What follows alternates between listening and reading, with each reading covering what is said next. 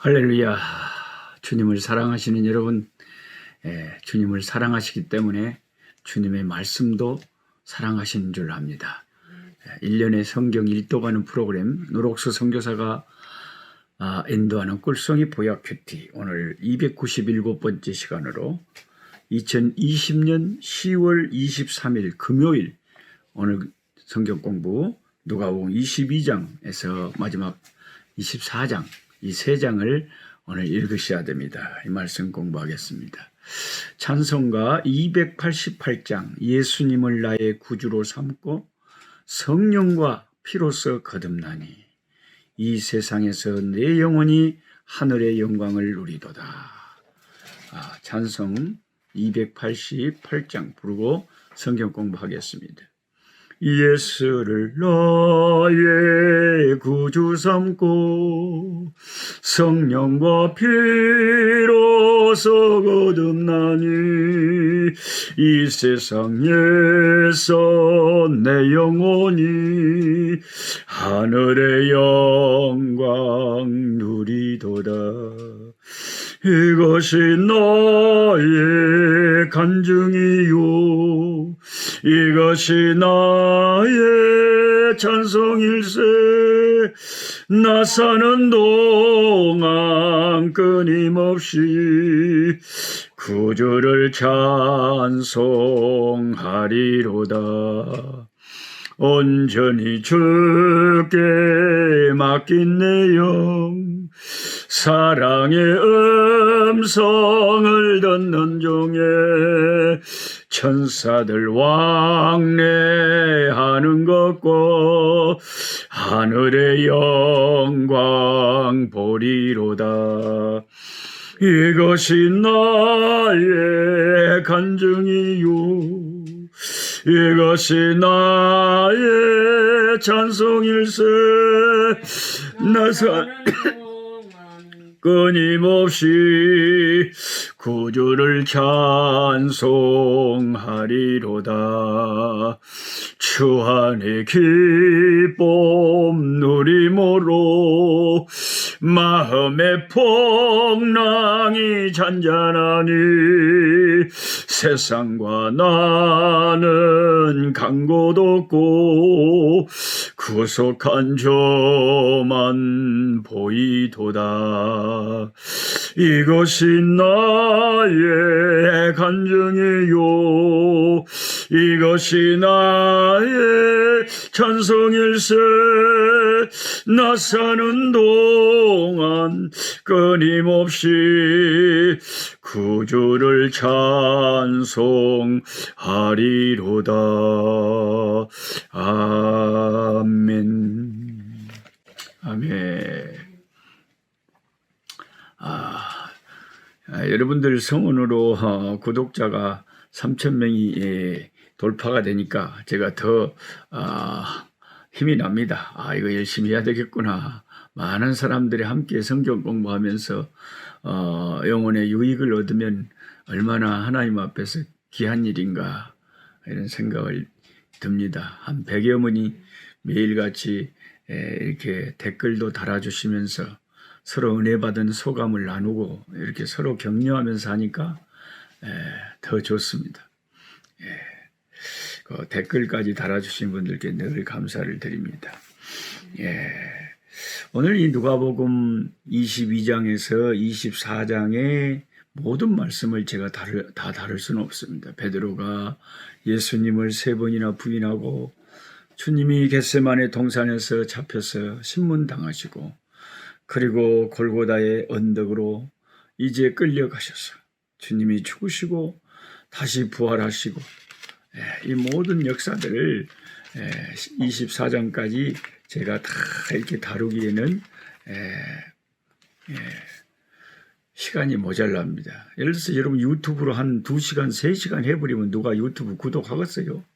그러니까 이거 한 20-30분 내로 해야 되니까 이 3장 중에서 이 3장을 오늘 다 읽어야 되는 것은 우리들의 몫이고 그 중에 어느 한 본문을 잠깐 잡아서 제가 묵상한 말씀을 나누고 이게 이제 앞으로 30년 계속되다 보면 계속 모든 본문을 다 다룰 수가 있게 되지 않겠습니까? 예. 어제 그 삭개오에 대한 말씀을 듣고 많은 분들이 참 은혜 받았다고 이렇게 소감을 많이 말해 주셔서 너무 감사했습니다. 오늘은 누가복음 23장 34절에 있는 그 예수님이 십자가에 달리실 때 7가지 말씀을 하셨거든요. 십자가에서 6시간 동안 고통당하시고 돌아가실 때까지 그 6시간 동안 십자가 위에 달리셔서 주님이 남기신 말이 7가지 말을 하셨어요. 그걸 가상칠언이라고 그럽니다. 그 가상칠언 중에 제일 먼저 하신 말씀이 누가복음 23장 34절에 나옵니다. 이에 예수께서 가라사대 아버지여 저희를 사하여 주옵소서. 자기 하는 것을 알지 못함입니다. 저들을 주님 아버지 용서해 주세요. 저들은 지금 자기들이 무슨 일을 하고 있는지를 모르고 하나님의 아들을 못 받고 있다는 사실을, 그 엄청난 사실을 모르고 지금 이런 짓을 하고 있습니다. 인간들은 세상을 지으신 창조주 우리 주님이 이 세상에 오셨으나 그분을 알아보지 못했죠. 처음 오셨을 때 영광의 주님이 사람 가운데 거하셨으나 그의 백성 이스라엘 백성들은 주님을 배척하기에 바빴죠. 주님이 탄생하셨을 때 여관에는 주님을 모실 방이 없었어요. 그것은 앞으로 주님이 이 세상에서 사실 때 사람들의 손에 배척받으시고 얼마나 푸대접을 받으실 것을 태어나실 때 벌써 그게 징조로 드러난 거예요. 예수님이 탄생이 그 짐승의 마구간에서 태어나신 것이 주님의 전 생애를 암시하는 거죠. 주님은 정말 생애 가운데 늘 찬이슬을 맞으시고 산에서 주무시고 집도 절도 없이 우리 주님은 공중에 새도 깃들 곳이 있고 여우도 굴이 있건만 천지를 지으신 하나님이신 주님은 몸둘 곳도 없이 고생하시다가 우리를 위해서 이제 죽게 되는 장면을 우리가 보게 됩니다. 그 불의한 권력자 빌라도는 신문할 때 어떻게 하든지 마음이 약해서 예수님에게 아무런 잘못을 발견하지 못하고 이거 석방해 줘야 되나 이런 생각을 했지만 군중들이 십자가에 못 박고 있어서 십자가에 못 박게 하셔서 막 난리를 치니까 밀란이 일어날 것 같아서 자기 안위 때문에 예수님을 십자가에 못 박으라고 십자가형에 예수님을 못 박게 허락을 해버립니다. 주님께서 말없이 십자가에 이제 달리시는데 십자가 양손에 양발에 큰 대못을 박으시고 그 나무 십자가를 이제 세웠을 때 주님의 온 얼굴은 가시면류관 찔려서 피투성이가 되고 온 몸은 벗겨진 채 살갗이 다 나가고 그 채찍에 맞아 그 참 비참한 몰골로 양손과 양발에 못 박히셔서 그 예수님을 세워놨을 때 군중들이 쳐다보고 있는데 갑자기 창백한 주님의 입술이 움직이는 것 같았어요. 그래서 사람들이 그 주님을 구경하면서 주님이 무슨 말을 하는가 그 입술을 주목하고 있었습니다. 주님이 그때 바로 누가복음 24장 34절 이에 십자가에 달리실 때 예수께서 이르시되 아버지여 저희를 사하여 주시옵소서. 자기들이 하는 짓을 알지 못합니다. 예수님이 놀랍게도 기도를 하셨어요. 예수님이 십자가에 의해서 남기신 가상 치연 중에 제일 첫 번째 말이 기도였습니다. 자기를 못 박는 그 사람들, 자기를 비웃는 그 군중들 향해서 하늘을 향하여 하나님께 기도하기를, 아버지, 저들의 죄를 용서해 주옵소서. 저들은 지금 자기들이 무엇을 하는지를 모르고 저러고 있습니다. 감히 하나님의 아들을 못 박는다는 생각을 못하고 있다는 거죠. 모르고 죄를 짓고 있으니 아버지 용서해 달라고 기도하고 있습니다.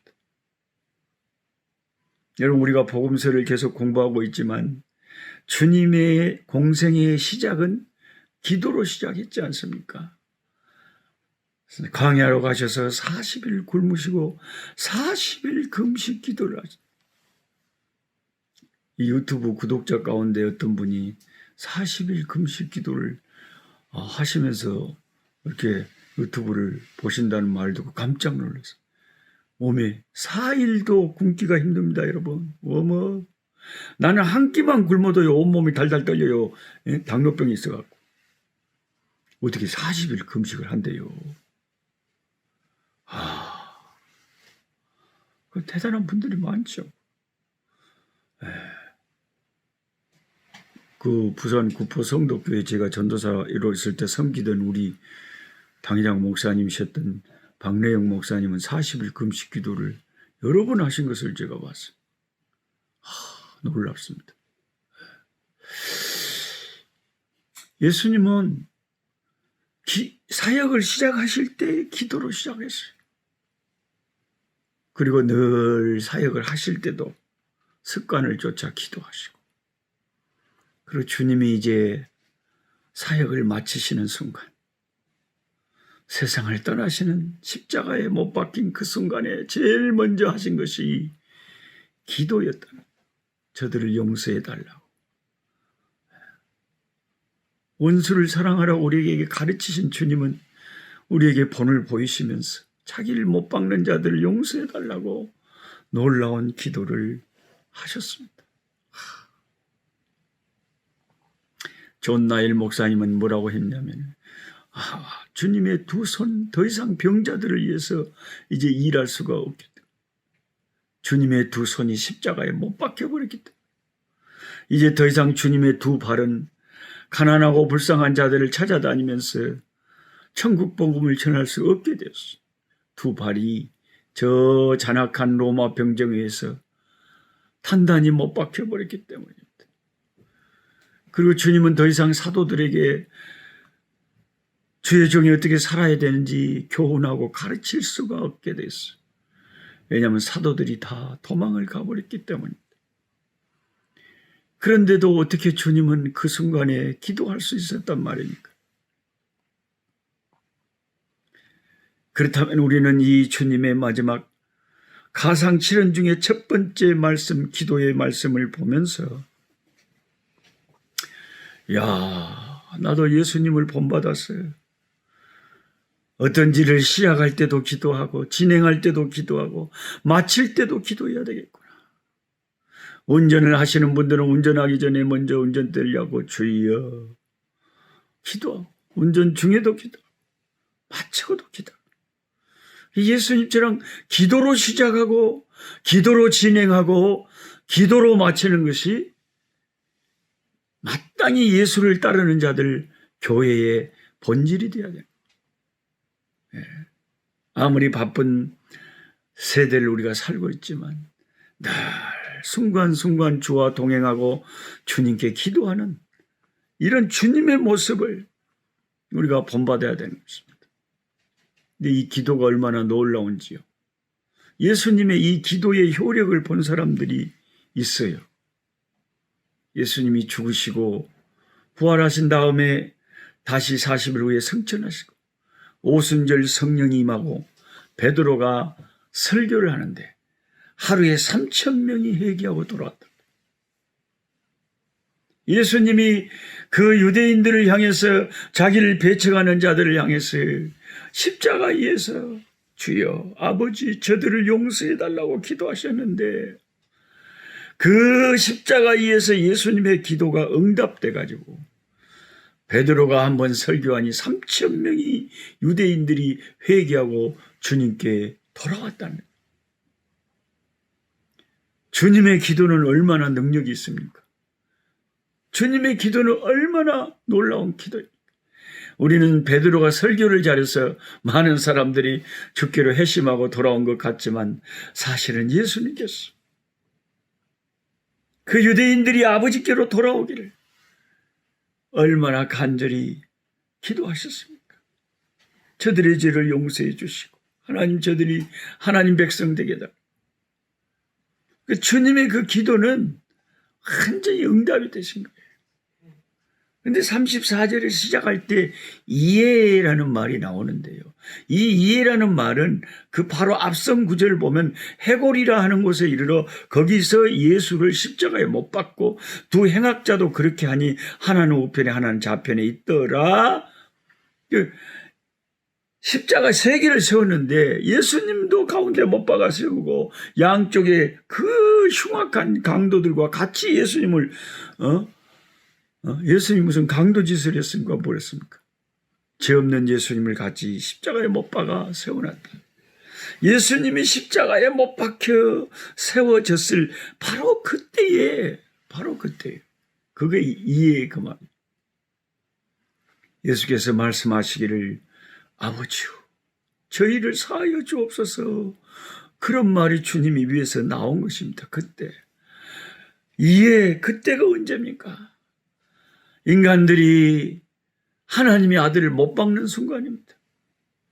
그때가 언제입니까? 인간의 사악함이 절정에 이르렀을 때입니다. 그때는 그 사악한 자들이 영광의 주님을 감히 십자가에 못을 박은 순간입니다. 그때에 예수님이 저주를 퍼부으실 수도 있을 것이며 하늘의 천사들을 명해서 자기들을 못 박는 자들을 싹 쓸어버릴 수도 있었으며 하늘에서 벼락이 쳐서 저들을 죽여버릴 수도 있었을 겁니다. 수치를 당하시고 벌거벗긴 채 피투성이가 되어 십자가 위에 못 박혀 세워지신 예수님, 그때의 주님의 입에서 놀랍게도 저들을 용서해 달라는 용서의 기도가 나왔다는 것입니다. 이것이 우리 성경이 가르치는 사랑은 아닙니까? 사랑은 오래 참고 사랑은 온유하며 투기하는 자가 되자며 사랑은 자랑하지 아니하며 교만하지 아니하며 자기 유익을 구취하냐며 썩내지 아니하며 악한 것을 생각지 아니하며 불의를 기뻐하지 아니하며 진리와 함께 기뻐하고 모든 걸 참으며 모든 것을 믿으며 모든 것을 바라며 모든 것을 견디느니라. 이 사랑이 예수님이 십자가에 달려 죽는 순간에도 그 주님의 사랑이 드러나는 거예요. 자기를 못 박는 자를 위해서 기도하시는 것입니다. 스데반 집사같이 성령 충만한 하나님의 사람도 예수님의 이 모범을 따라가지는 못했죠.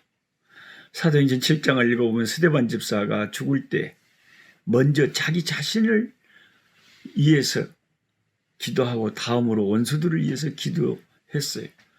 저희가 돌로 스데반을 치니 스데반이 부르짖어 가로되 기도했다는 거죠. 뭐라고 기도했습니까? 주여 이 죄를 저들에게 돌리지 마옵소서 하고 스데반이 부르짖어 가로되 주 예수여 먼저 기도한 게 원수들을 위한 기도가 아니라 자기 영혼을 위해서 먼저 기도했잖아요. 주 예수여 내 영혼을 받으시옵소서. 주 예수여 내 영혼을 주님께 부탁합니다 하고 무릎을 꿇고 크게 불러 가로되 주님 이 죄를 저들에게 돌리지 마옵소서. 이 말을 하고 자니라. 이게 사도행전 7장 59절 60절이 나온 말씀이죠. 분명히 스데반은 내 영혼을 먼저 주님께 의탁하고 원수들을 용서해달라고 기도했습니다. 저도 아프리카에서 교통사고로 죽어가지고 피투성이가 돼가지고 정신을 잃어버렸다가 정신을 차리고 보니 내가 어디론가 끌려가고 있는데 실려가고 있는 앰뷸런스 안이었어. 온몸에 뼈가 10개가 부러져가지고 피투성이가 돼요. 앰뷸런스가 나를 끌고 어디론가 갔는데 병원으로 가겠죠. 나는 그 순간 무슨 생각이 들냐면 병원으로 가는가 보다. 내가 무슨 사고를 당했나 보다. 그러면서 죽는다는 생각이 딱 드는 거예요. 이러다가 언제 숨이 끊어질지 모르는데. 그 생각이 드니까 나도 스데반 집사님처럼 기도가 나오더라고요. 무슨 기도를 했냐면 아버지 내 영혼을 주님 손에 부탁합니다. 내 영혼을 받아주세요. 하늘문을 열어주세요. 그런 기도가 나오더라고요. 그러니까 우리가 마지막 죽는 순간에는 하늘이 열리고 내 영혼이 내 영의 아버지 하나님 만나러 하늘나라로 가는 거니까 내 영혼을 주님 손에 의탁하는 거죠.